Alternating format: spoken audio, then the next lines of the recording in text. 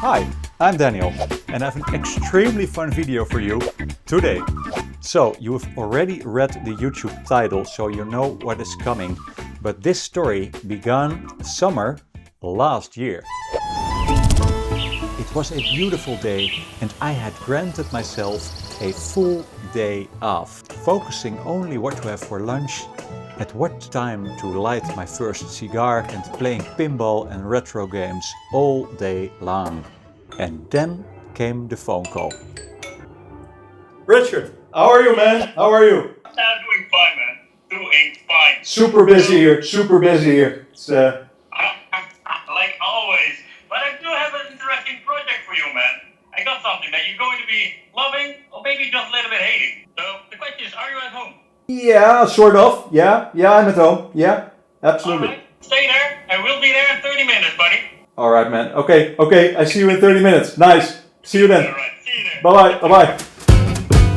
And before I knew it, Richard from the Wicked Gamer and Collector YouTube channel stood in front of my door with an Arcade1UP machine. And as fans of my channel will understand, I absolutely don't like Arcade1UPs.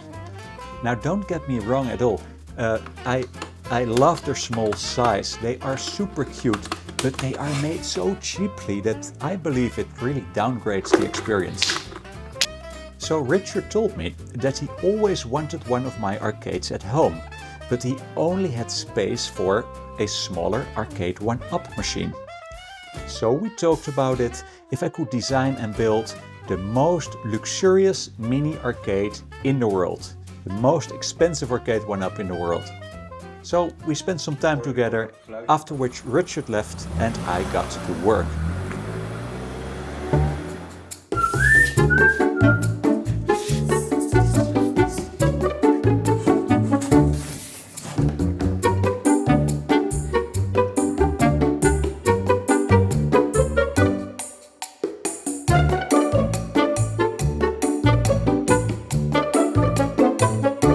So now it's winter here in the Netherlands and the arcade machine is finally ready. It's behind the gold curtain here and I'm super excited because Richard is on his way here to see it for the very first time, to play with it and to pick it up, to bring it to his man cave. So, while we wait for Richard, let me tell you that I tried some new things in this build that turned out really cool. So first of all, Richard asked me if I could use Retro Beast, made by Chris Coolmod, as a front end in this arcade machine. And as many of you know, I almost always exclusively work with Hyper Arcade System drives made by Chris Shaw, which I still think are one of the best drives you can get out there if you're into hyperspin. But to be honest, I kind of fell in love with the Retro Beast system. I've met Chris Coolmod. He lives in Canada. It's a really nice guy.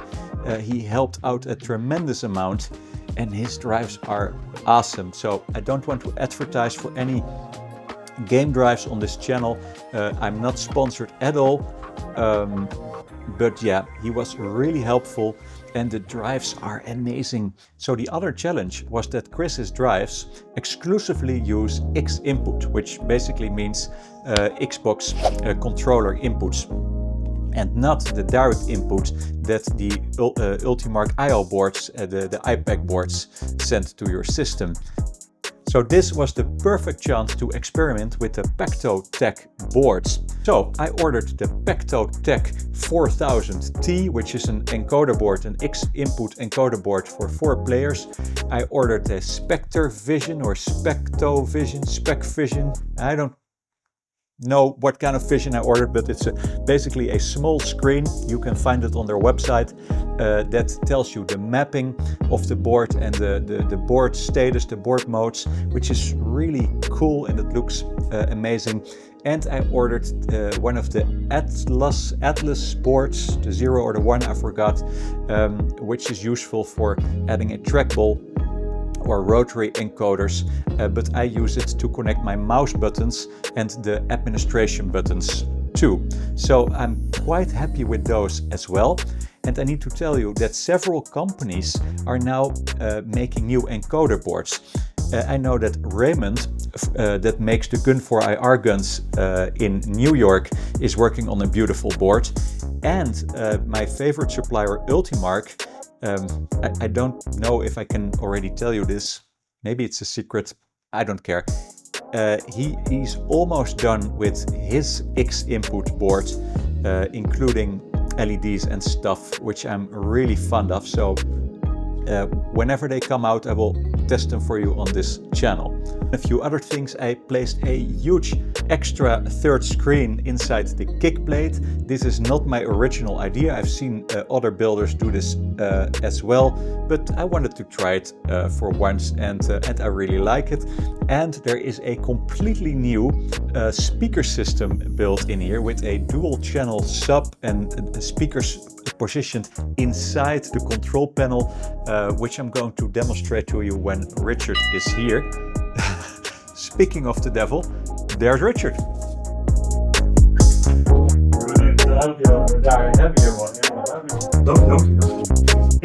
So Richard, welcome back. Welcome back, welcome back. It's amazing to be here. And today it's kind of your birthday. It feels like my birthday. This is your birthday present. Without further ado, the honor is all yours. Let's see. Oh yeah, that's absolutely amazing. You outdone yourself when it comes to that, buddy. This is it, this is it. This is a Arcade1UP-ish, Yeah, that's miniature, super luxurious arcade cabinet. exactly. That was actually what we're pointing for, or aiming for. So you can see the artwork we made with Sahai, which is really cool. You can see the emulation beast here at the bottom. The fans are Noctua fans with Noctua grills, so we have great airflow. Yeah, I think that's like one of the most important elements most people forget. Like, we need to have like good ventilation in a cabinet like this with the PC, because it is an emulation piece, right? 80mm plywood, not the particle board from the Arcade1UP. So Cardboard. The quality is extremely high. So we have the dynamic marquee we're going to see in a minute with real glass. So everything is real glass. It's 6mm, great glass.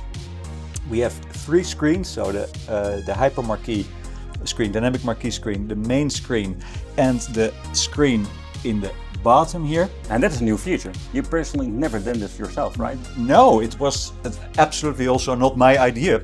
I'm not the first one, but I always wanted to try it. So we have a control panel that's nice in size with state-of-the-art Ultimark joysticks, servo sticks of course. We have the gold leaf buttons, all RGB. We have the dual spin track. We have 2 spin tracks. I think this Spinners. is the spinners. So yeah, But the spinners, that is of course something we need to have in a build. And this is the first time I use 2 in one build. So thank you for the idea of that. This is also the first time we have 3 mouse buttons, also with LEDs inside, which is really cool. We have the plexiglass top plate, laser engraved of course, and you can already see that the speakers are now built in the control panel. In the control panel, and we will talk a little bit about the speakers in a minute. Let's show you the back first. Here. We got wheels! It's wheels. Amazing! Casters. No more! No more! Let's get the power plug out for a minute. So let's turn it around so the camera can see it too. Show me inside. Show me what kind of magic. So as you know from my build, the back needs to look cool as well. So as you can see, it's really Very nice well work. finished. Yep. We have the door handles or the grips that are made out of metal, which is very luxurious. You can just take the panel out easily. It's done with magnets. And here you can see the wire management. So we have 3D printed brackets for the marquee screen, custom bezel, custom printed boxes for the cable management, so nothing is visible, so all the cabling, all the sensors are in 3D printed custom design brackets, so it looks really clean. Oh, and something very important. Yes. Love it when it's new. But cable management to the next level. Yes, seriously. yes, this is really nice, and you can open this one as well, the same way. So here you can see the huge gaming PC with the 24 terabyte retro beast drive installed in it, which is amazing. This is part of the crazy sound system. Okay. The sound system is completely overkill for an Arcade1UP. This is a dual channel subwoofer. I stole this idea from my friends at Dutch Pinball. Fellow by the name of Jeff Lebowski. And these guys make great audio. And the amp, which is this one right here, is also made by Dutch Pinball. So it's a handmade PCB with a crazy amount of power. I am really curious about this. So absolutely, we're going to listen to the audio. Let's power it on. Let's turn on the beast. Absolutely. Turn on the beast. That's the most satisfying click ever heard. Perfect. And then to start the system, you can just press one button. It's time to play on the beast. There it is. Nice. So you can already hear that the sound is absolutely crazy.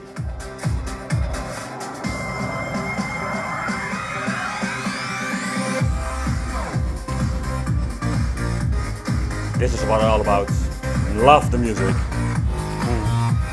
This sounds amazing.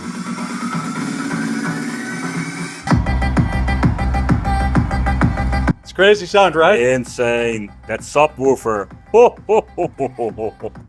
I don't think you can hear this on a YouTube video, but the sound is absolutely crazy.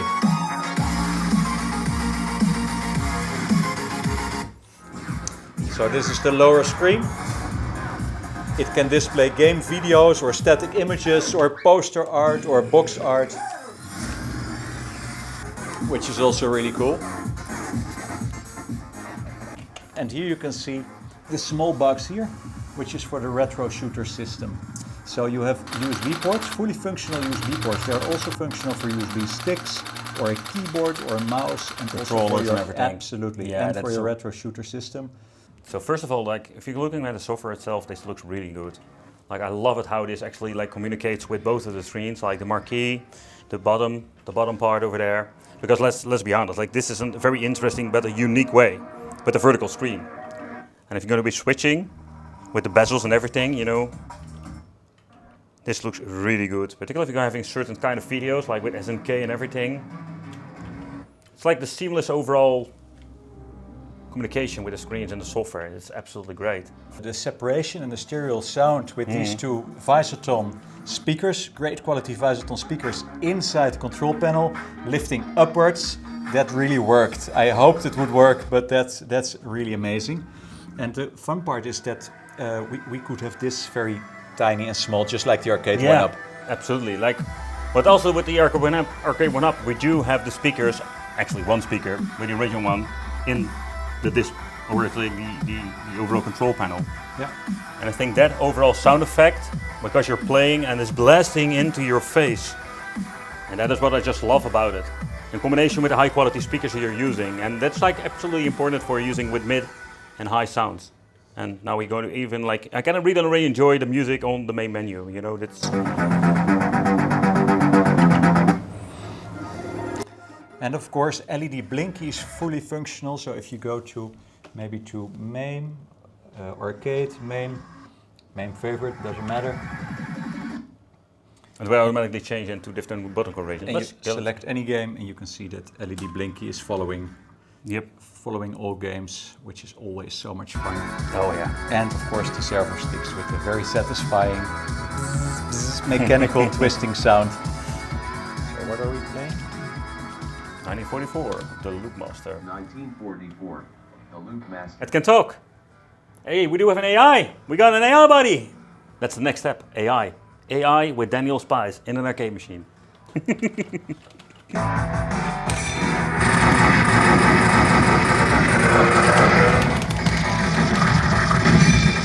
I love the concave buttons. They play absolutely amazing. So the screen is behind the real grey glass panel, which gives it extra contrast, which makes it look like an OLED. It's not an OLED, but it has a huge, very high refresh rate. I messed up.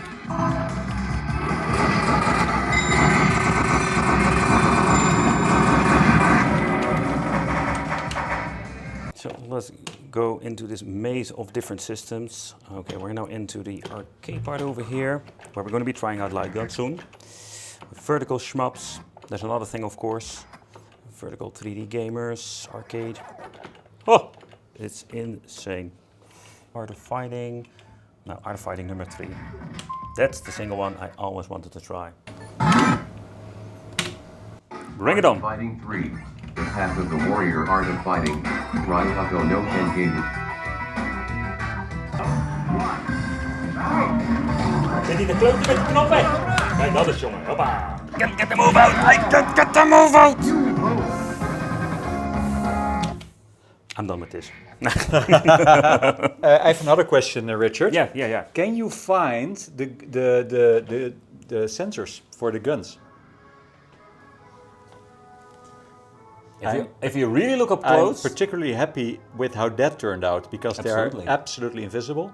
They're like absolutely, And, almost invisible. I printed custom brackets for the sensors. And you make them yourself? Yeah. They're 3D printed, specially made for the retro shoot. No, not for the retro shooter sensors.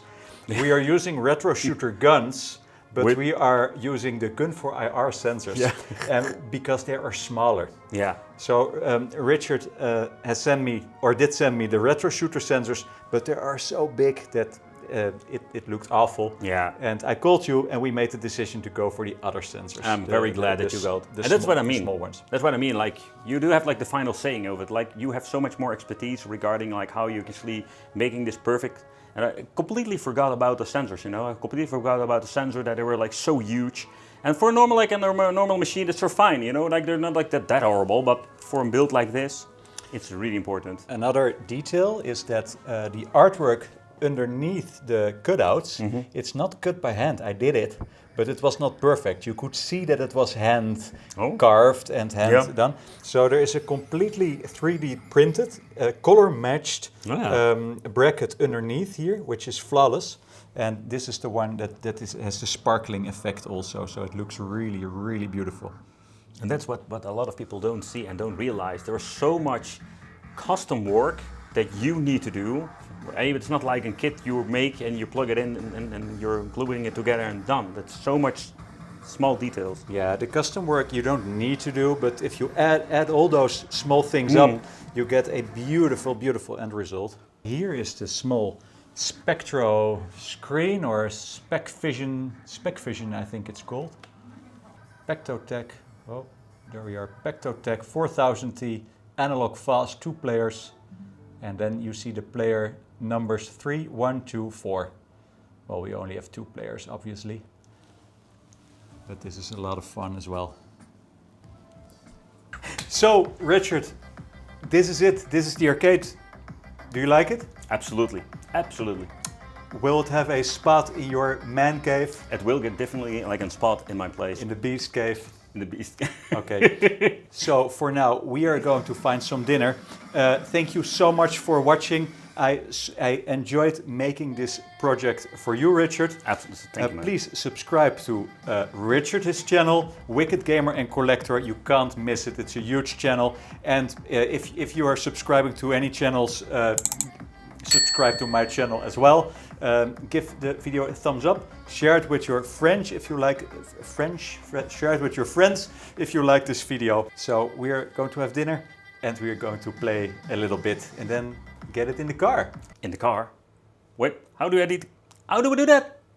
Well, super easy. I forgot to tell you, I made it so you can fully take it apart. Ooh. So the control panel can go off very easily. The top part, you see this very small line, tiny line. The top part can go off and it's super easy to do. So in 3 pieces, we will get it in your car. No problem at all. Ooh, nice.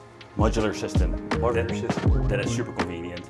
Nice. So let's play some games. All right.